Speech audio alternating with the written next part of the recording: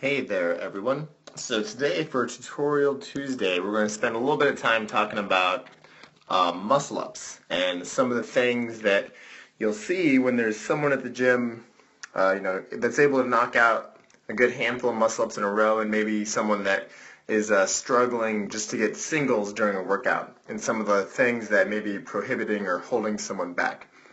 So today we're going to be using our coach Clint and our coach Dustin, who did a muscle-up workout the other day together, and it was a really good example of Clint, who was able to do muscle-ups very proficiently. We'll go over what he does in his muscle-ups, and actually also some of the things that may be able to make Clint's muscle-ups a little better, as well as some of the things that were giving Dustin a hard time in this workout.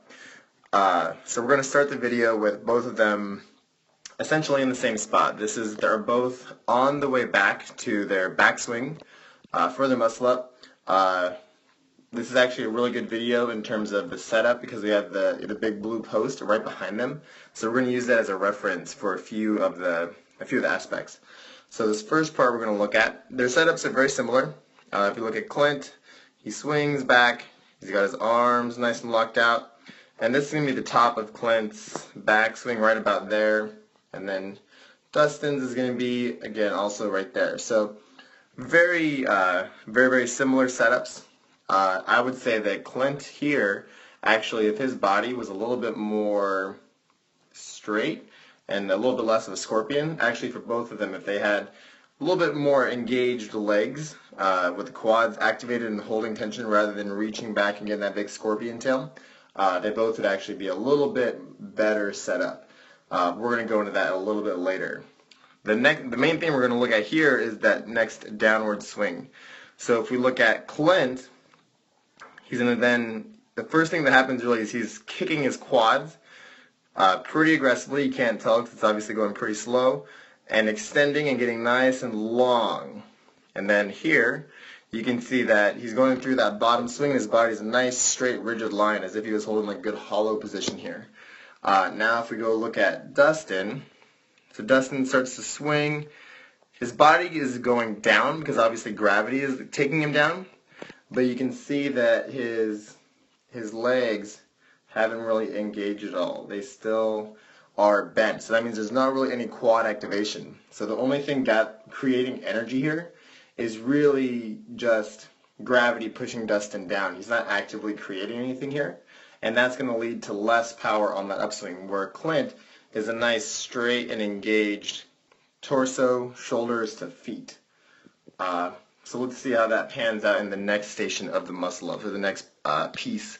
So to go in that next part, the next part of the muscle up is going to be now swinging the torso and the feet up to then create that upward momentum to follow through into the arm pull. So we can see that Clint's legs are still long, super long, pointing the toes, swinging up high. His toes start to lead the way, and then when his toes are extra high, right here, you can see him snap the hip.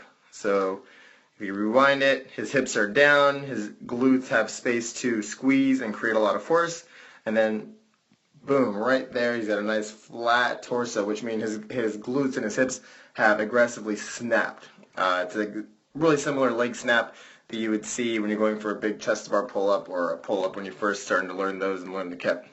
So now if we look over at Dustin, we can see the gravity's taking him down, and then now he's starting to get engaged. His legs are starting to straighten out a little bit, but now at his bottom position, now he has the hip and the toe snap, but it's going to be definitely going to be a little bit early. If we go back to what Clint looked like here, he was still just mainly torso swing. So what's generating the power here is going to be all torso. That just the abs staying tight, and the feet haven't really started to create energy, because this early kick, what that does is it's going to actually create a push and a force that goes more this way. Whereas when Clint does his, he's bending his hips there, getting ready to hip snap. So you can see his energy force is going to be an upward momentum. So let's go ahead and now take a look at where that pans out for Dustin. So Dustin now, his hips go forward, his toes start to come up, and then now he shoots his hips, now he engages his hips.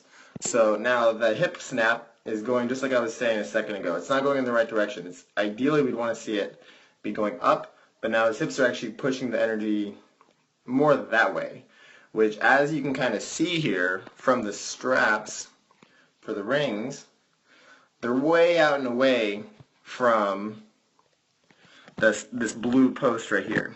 So that yellow line is the blue post. The blue line is going to be the straps. So you can see that the straps are way out here, away from the center of where the straps are anchored. Whereas when Clint snaps his hips, so you can see that's the top of Dustin's hip extension. Another issue here is just that his feet are way down here and his feet are lagging. He doesn't have that engaged hollow position.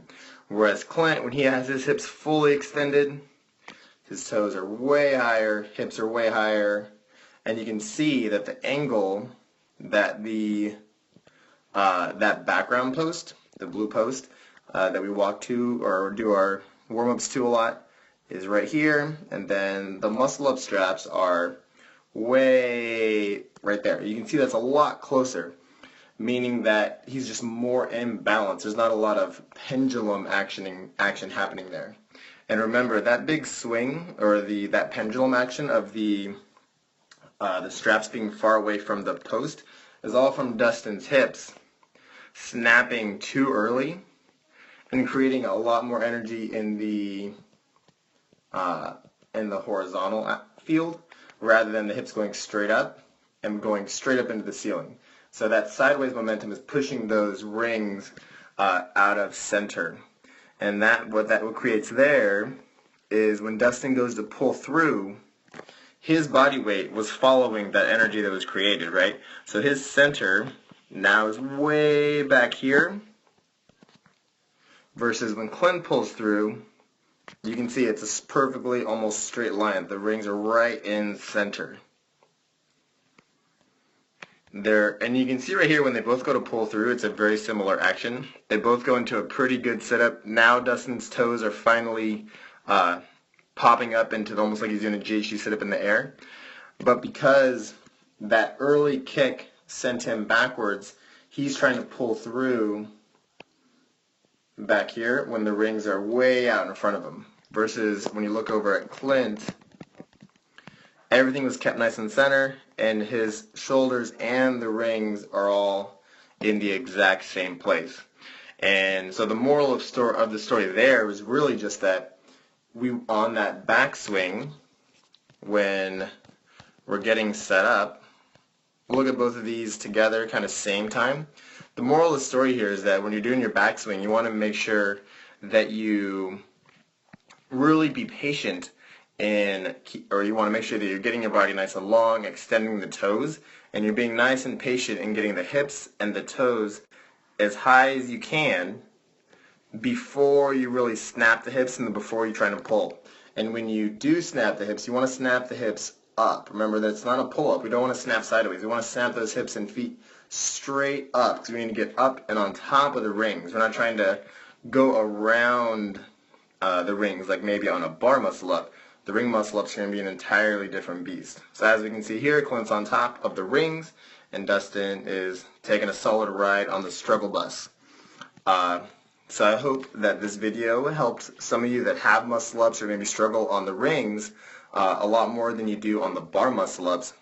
Recommend watching this video maybe again and kind of paying attention to those key points of what direction are you shooting your hips. Are you shooting your hips sideways, or are you shooting your hips up to the rings?